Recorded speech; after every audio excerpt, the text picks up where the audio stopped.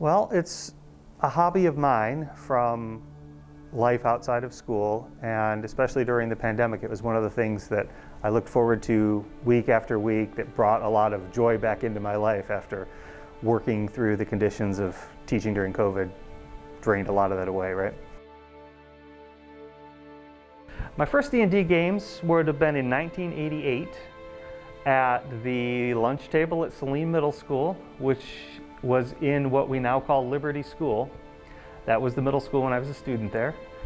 I played around, really loved making the maps.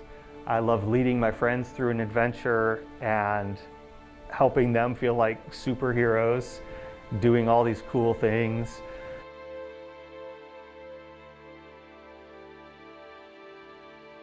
It was interesting because I have a student in one of my courses, and I found out that he had started a Dungeons and Dragons club in the middle school, although it never had official status.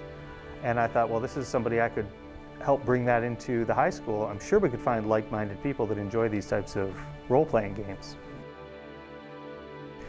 So Andrew, one of our dungeon masters and the president of the club, is in my German class. And his sister Alex also plays, and she jumped in right away as vice president. And then Katie Holmes, one of our dungeon masters, expressed not only an interest in helping lead the club, running campaigns or one-shots, helping new players, but they also have put together an entire pantheon of gods and goddesses for a fantasy world. And when I saw this excitement for sharing it, I knew I had to ask Katie to help put on the club too.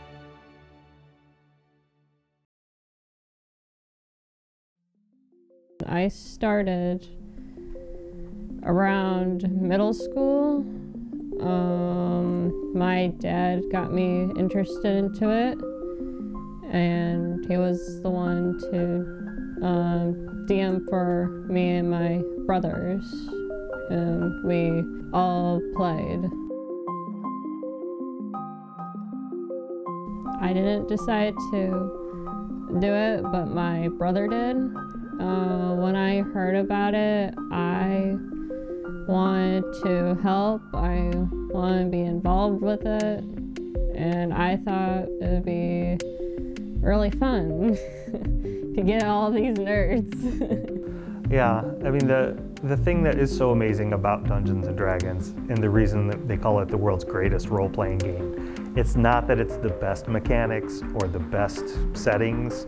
It's not that it's just because it's the oldest continuously running RPG. It's that it encompasses everything. It's got things for tactical players. It's got things for number crunchers that know how to make the numbers work in their favor and understand the probabilities of dice and the difference between rolling 2 6-sided dice or a 12-sided die and how that affects the bell curve. It's great for people who love to write and imagine, and so writers, poets, they have a place there. Artists, we've got people who come in and just want to draw monsters. Awesome. And I think that all of those, plus the tremendous power of the social game, are why it's the world's greatest role-playing game. I hope that everybody who is interested plays. It's a really fun game, and just really fun for shy people like myself, and like people who just want to be goofy in general. And I guess for creative people who just want to be creative, D&D is unlimited. You can do anything you want with it. I've been pleasantly surprised how many people make it a point to show up, even if they can only come for 1 hour. Even if they can only come for 1 hour, they see a value in being present as we're building the club. And in fact, we're looking at the name Saline Adventurers Guild, which I think is awesome. That was a student suggestion. This is a game that brings in everybody's ability. The only thing that doesn't matter is how much you can bench.